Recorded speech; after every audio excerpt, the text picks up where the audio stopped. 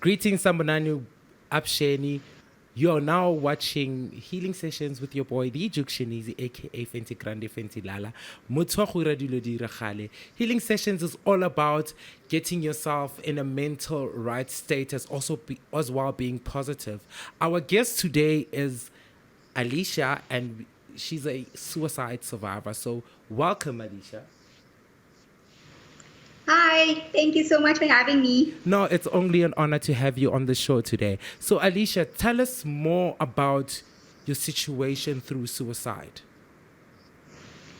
Okay, actually, I am an anti-suicide activist, also an author to Orphaned by Suicide, and I have been through a tragedy since the age of 12 where I lost my family to a murder-suicide.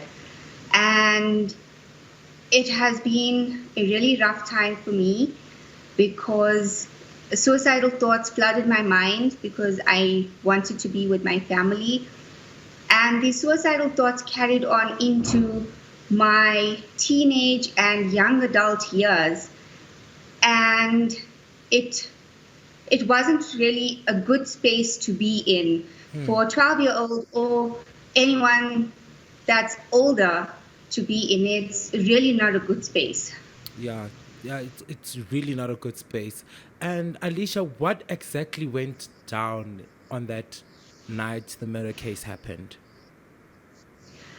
On the 11th of December, 1999, Yes. my dad shot my mom, my brother, my sister, and then himself. I was lucky enough not to be at home at that point in Durban. I was actually away on holiday in Johannesburg. So I was saved in that way. Yeah, it's a very emotional experience. It's very hard to hear that. So tell us more. How did you get through that stage of suicide? It was a critical stage, I guess, in my life because I had my family taken away from me in a really tragic way. And nobody gives you the ropes to learn how to live without. And all you can think of is, I want to be with my family. And the only way you can be with them is through suicide. And the only thing that helped me get through is learning how to love myself and positive self-talk and changing the mindset that I had from being negative to something positive and realizing that there is much more to life. And things that happen to us shouldn't be the cause that, we end our lives because of the bad situations that we're going through in life. Yeah, that's true. And then Alicia, because I hear that you've got a book as well that you've written. What is your book all about? My book is actually my life story. It's my memoir.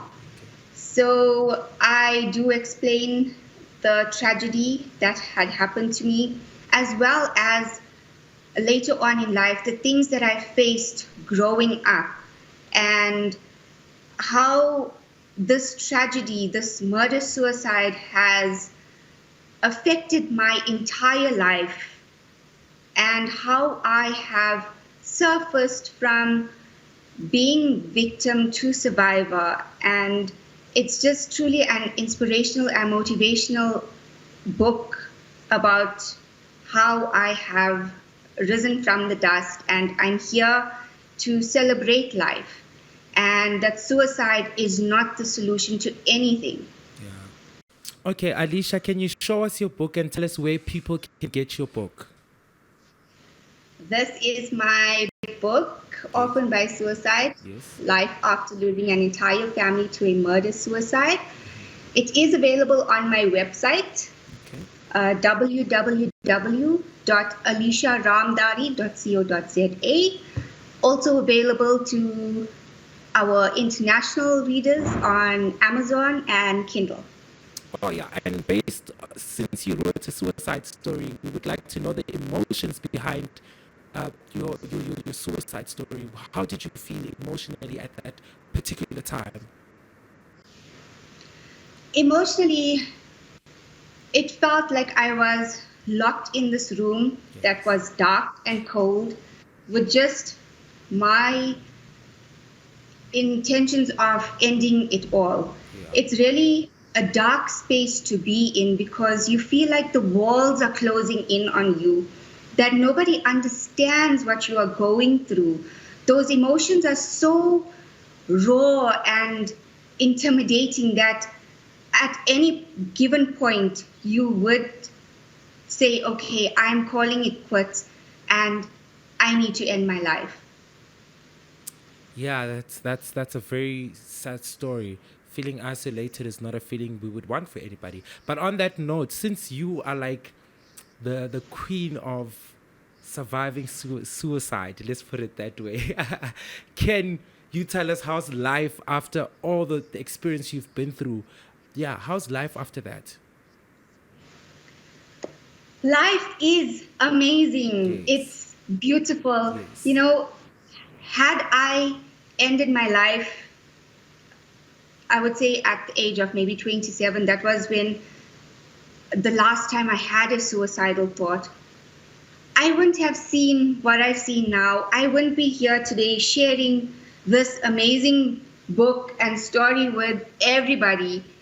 It's just been such an eye opener for me that how much we actually do take for granted. Yeah. And you know, now that I've learned that we need to live through whatever life throws at us.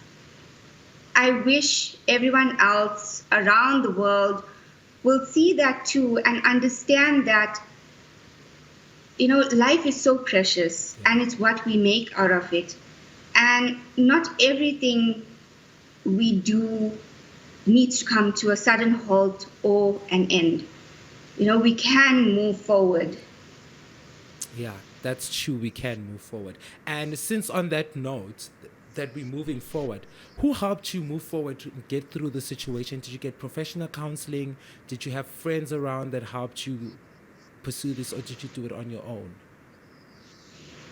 I Majority of the time it was myself, but during my schooling years and when I started working in 2006, it was my colleagues.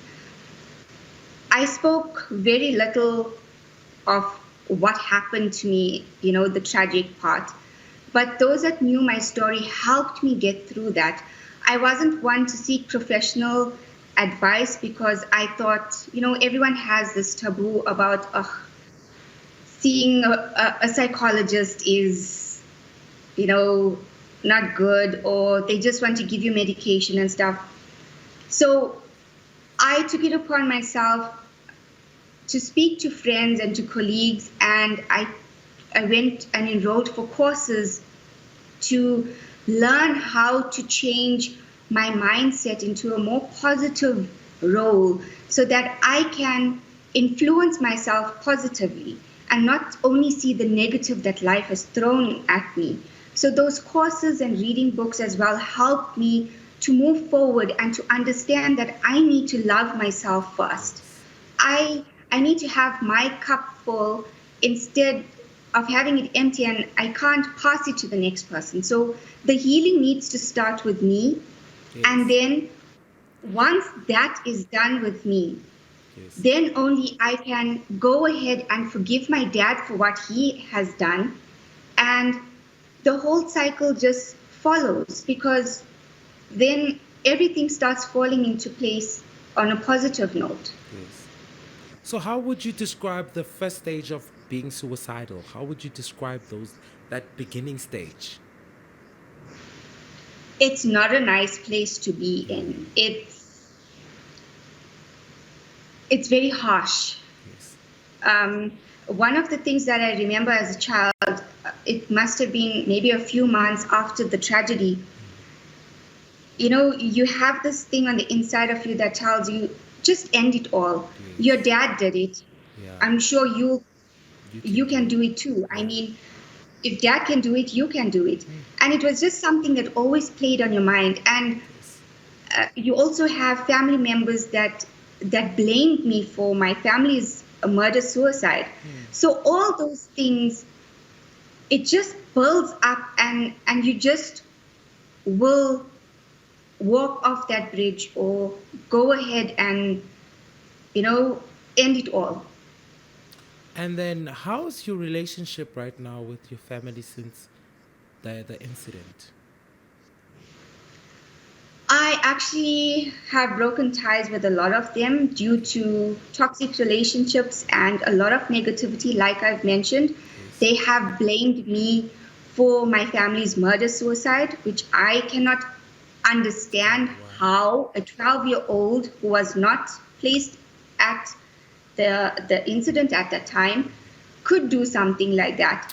So I've learned over time, and also now that I'm a trauma debriefer, I understand my trauma much better.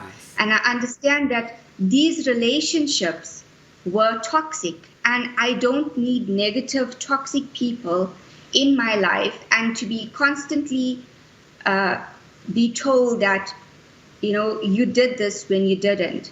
So it's good to have boundaries and to end relationships that are not in your favor. Okay. So and not good for you. Yes. So do you think social media, since social media is a big thing right now, do you think that it plays a role in young girls being suicidal? Oh yes, it's social media these days is a huge platform for cyberbullying, and a lot of our youngsters are on social media compared to us. From that era, we weren't that much on social media, and now if you look at it, they are on these platforms, and bullying is prone to happening, and a lot of body shaming. There's a lot of discrimination, racial issues, and our youngsters, some of them cannot handle these comments. Yeah. And when they are picked on and bullied, especially like at school or like on social media, it's really sad that some of them do turn to suicide because someone has just told you something that does not sound nice to you. A simple thing as saying you look fat. Yes. It's an insult. And yes, I'm a teenager and I want to fit in with all my friends. I want to be like everyone else. I went through that as well. To fit in somewhere, you want to be felt like you are part of something. So yes, importantly. So back to you being suicidal. When you were suicidal at that time, what gave you the drive and the push now that you are that puts you in the situation that you are at now? The thing that drove me was, my brother and sister were very young. My brother was 3 years old and my sister was 8. And it's so sad that their lives had to be taken in such a manner. And once I started loving myself and started the process of healing, I told myself that I promise that I will live my life to the fullest because my siblings did not get to experience the things that they needed to. So I will make sure that I will live it to the last breath. So that's what pushed me. You can continue. That's what pushed me to go ahead and fight these battles and become the woman that I am today. That's an amazing story, Alicia. And then on your social media, since we're speaking about social media, I hear you've got an amazing social media group that you've got on Facebook. What is that all about? Can you tell us more? Yes, Surviving Suicide is a suicide awareness support group. It is founded by me. And And it was created a few years ago when I shared my story on social media. It was actually a video, and a lot of people said I should create a group and help others to, give them motivation and inspiration. So that is what I did, and it's been running, I think, ever since 2018. Yes. And people find it inspirational. They need a place to talk. They need someone to speak to that does not pass judgment. Yes. They need a space where they can find that motivation and inspiration to live another day, or to change their mindset that suicide is not the solution to anything. So the group is there. It's doing well. I call my members warriors, because a warrior does not know when to give up. Exactly. We may have a bad day today, but we will rise again. Yes. So that is a warrior. Give up to your warriors and you doing the amazing work. So, where can people find you on social media? They can find me on Facebook under Alicia Ramdharee. My page for my book is Orphaned by Suicide by Alicia Ramdharee. And then the Surviving Suicide Support Group, you can just type in Surviving Suicide. And I'm also available on Instagram. And yeah. So, what is your last words of encouragement that you would give to people? Don't give up. Suicide is not a solution. Remember, we all go through a lot in life. Life's curveballs are so unpredictable. But don't let that get you down. It may be a bad day today, but tomorrow will be a better day. I mean, the sun always rises, so don't give up. Yeah. Thank you, Alicia, for sharing your journey. And I hope people out there find comfort and love in your story as well. People face suicidal thoughts. So thank you very much, Alicia. Thank you so much for having me. It's always a pleasure, Alicia, having you. So thank you, everybody at home. That was our guest, Alicia. See you next week again with another healing session with your boy, Yituk Shunizi. Bye. Bye, Alicia. Bye.